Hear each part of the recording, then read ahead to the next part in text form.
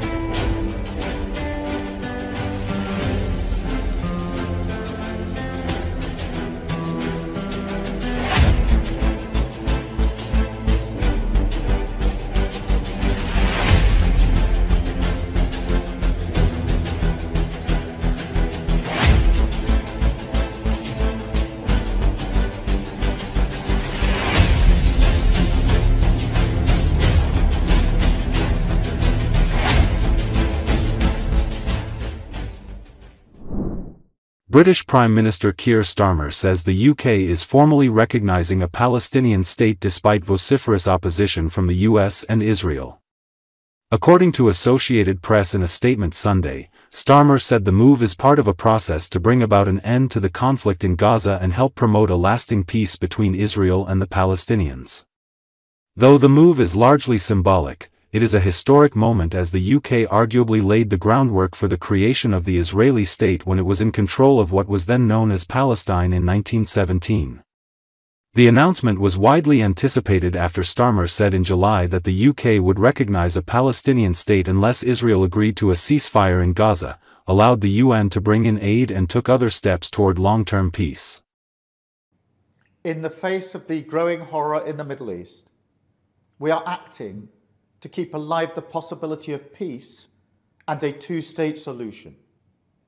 That means a safe and secure Israel alongside a viable Palestinian state, At the moment, we have neither.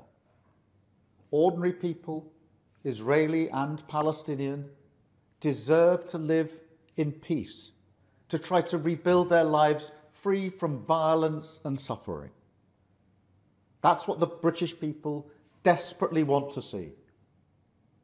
Yet, almost 2 years after the barbaric attacks of October the 7th, hostages are still held by the terrorists of Hamas.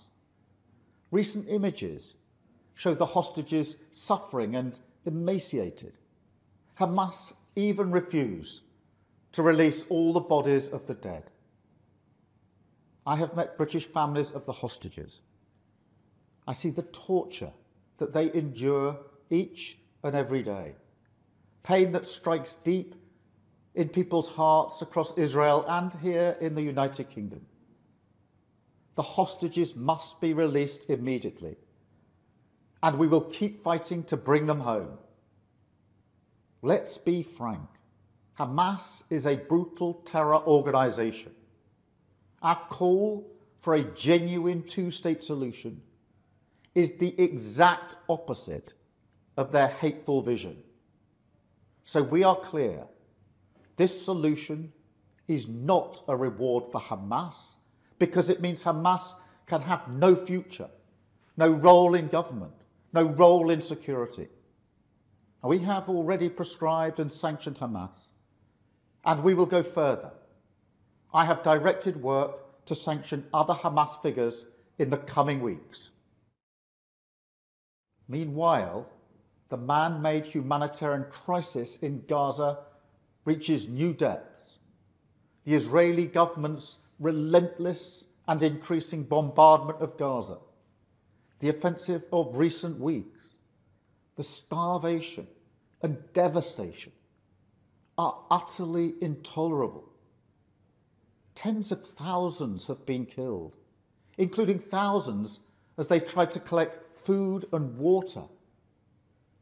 This death and destruction horrifies all of us. It must end. We have evacuated the first group of sick and injured children to the United Kingdom to be treated by the NHS, and we continue to increase our humanitarian support. But still, nowhere near enough aid is getting through. We call again on the Israeli government to lift the unacceptable restrictions at the border, stop these cruel tactics, and let the aid surge in. With the actions of Hamas, the Israeli government escalating the conflict, and settlement building being accelerated in the West Bank, the hope of a two-state solution is fading. But we cannot let that light go out. That is why we are building consensus with leaders in the region and beyond around our framework for peace. This is a practical plan to bring people together behind a common vision and a series of steps, including the reform of the Palestinian Authority, that takes us from a ceasefire in Gaza to negotiations on a two-state solution.